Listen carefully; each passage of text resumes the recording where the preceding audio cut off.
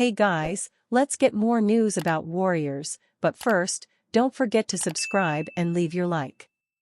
Stephen Curry and Klay Thompson look hilarious in Donald Sterling's Clippers series, Clipped.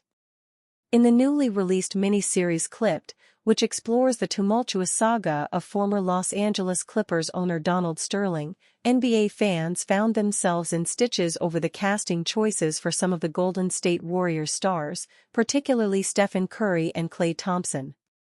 Stephen Curry, one of the most recognizable faces in the NBA, is depicted by an actor who bears little resemblance to the Warriors superstar, especially his 26-year-old self from 2014.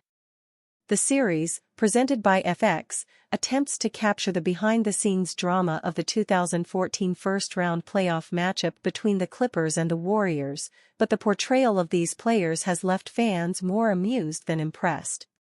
The laughter and memes generated by these casting choices have added a layer of unintended comedy to the series, which aims to depict a serious and dramatic period in NBA history. The series covers the 2014 playoff series between the Clippers and Warriors, a time when the Clippers were dealing with the fallout from Sterling's racist remarks. Despite this off-court drama, the Clippers managed to win the series in 7 games. However, the series did not lead to lasting success for the Clippers, as they were later eliminated by the Oklahoma City Thunder. For Warriors fans, this series might be a reminder of the early days of their dynasty, but the casting choices for Curry and Thompson have provided more humor than nostalgia. The Clipped series may not have nailed the likenesses of these NBA stars, but it certainly succeeded in sparking a lively and humorous debate among fans. Clipped premiered on Hulu with 2 debut episodes on Tuesday, June 4. The series consists of 6 episodes in total, with new episodes released every Tuesday following the initial dual release. Be sure to check out the trailer below for a sneak peek of what's to come. While the goal of Clipped was to entertain and inform, it seems that the portrayal of Stephen Curry and Klay Thompson has done so in an unexpected way.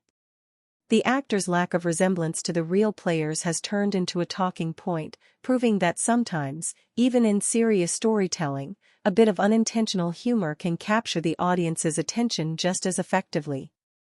The Donald Sterling episode stands as one of the darkest moments in modern NBA history. In 2014, the Los Angeles Clippers owner was caught on tape making racist remarks, which sent shockwaves throughout the league and the broader sports world.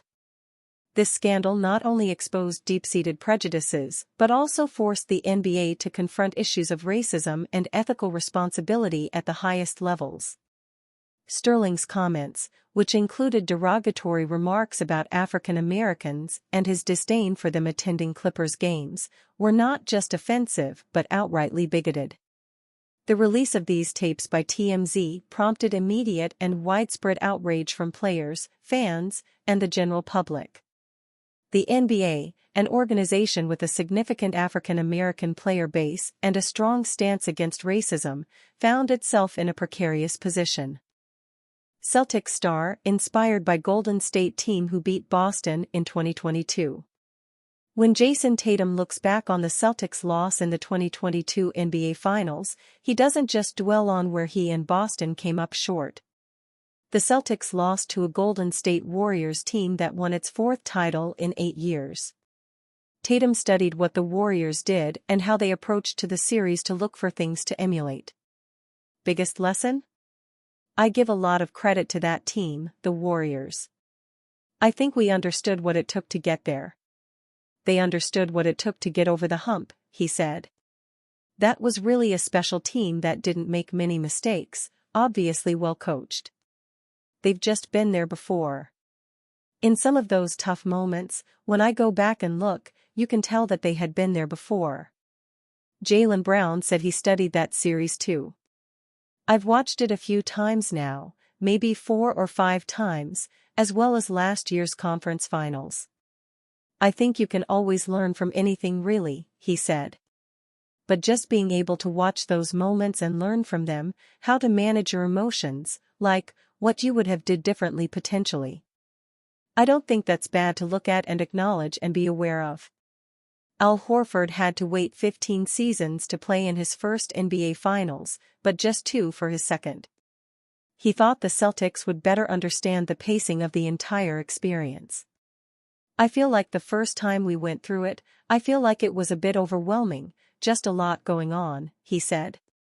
This time around, I feel like we all understand it a little better. I'm very appreciative to be in this position. Tatum said he was ready to apply what he learned in Game 1. I hate that I had to go through it. I wish we would have won. But I'm a firm believer in everything happens for a reason, he said. There's a lesson to be learned in every situation. I do feel a lot different this time, this go-around, 2 years later. I'm excited for the opportunity for us to get the job done. It was a lesson to be learned. I told myself that if I ever got the opportunity again to make it to the finals, never take it for granted, he added. Obviously, we're here now. Thankful to be here.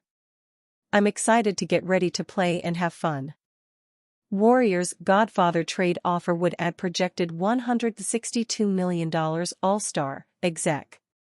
Among the many trade rumors and bits of speculation bubbling up around the Warriors, one has stood out as both particularly odd and particularly intriguing: the notion of the Dubs taking on Miami Heat star Jimmy Butler. As a fit, Butler would bring the same kind of defensive grit and versatility on both ends as Draymond Green, while also maintaining a sterling reputation as a scorer and playoff performer. The problem is, the Warriors have little idea whether Butler will be available on the trade market in the coming weeks. Heat president Pat Riley, while notably knocking Butler for his postseason injuries early last month during his season-ending press conference, was also asked directly if he would trade Butler. No, Riley said, leaving little room for interpretation. While no means there were no plans to trade Butler in May, few believe that Riley would not be flexible in the right circumstances. Butler wants a contract extension, slated to be worth $162 million over 3 seasons, and the Heat do not want to give it to him. Butler turns 35 in September, and the Heat do have some concerns about bringing in a younger star who more closely fits Bam Adebayo's timeline. Adebayo turns 27 next month. I don't think anyone is sold on them trading away Jimmy Butler at this point. They have had their identity all tied up in Jimmy Butler since they got him, and that would be a tough thing to untangle, one NBA executive told Heavy Sports. But sure seems like now could be the time. If it is timeline that is the concern, then Butler would be an ideal player to team up with Stephen Curry and Draymond Green of the Warriors. Should the Heat and Butler reach an impasse over his extension, and should the Heat decide to deal Butler, they'll give Butler the courtesy of being involved in picking his next team. Anthony Slater of The Athletic reported last week that, if the Heat shop Jimmy Butler, I would expect the Warriors to enter the conversation to at least some degree. If they do it, if they look at trading him, they will listen to him. They're not going to send him to Detroit or Portland or somewhere he doesn't want to go. That's just how you treat a veteran guy in that situation, the exec said. The Sixers are likely to be a team for whom Butler would like to play, but the Sixers would need a third team, or more, to get involved.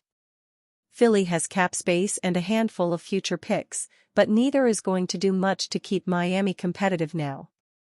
The Knicks would have interest in Butler, but a deal would almost certainly involve Julius Randle, and the Heat don't want to add Randle to their mix. The Warriors, though, have players Miami could use. That's why they'd have to be a favorite if they decide to pursue Butler. But it would be costly, and essentially mortgage the Warriors' future. Golden State would have to hope that the Heat would be willing to bet on a bounce-back season from Andrew Wiggins, but also would have to deal away 2 promising young players, Moses Moody and Jonathan Kuminga. That would sting. Kuminga, especially, has been coming into his own, at age 21. Moody is only 22. But those 2 players, along with Wiggins and further salary ballast, constitutes what the exec calls a Godfather offer that the Heat would not be able to refuse. And you, fan? What do you think of the situation of Jimmy Butler? Leave your opinion in the comments.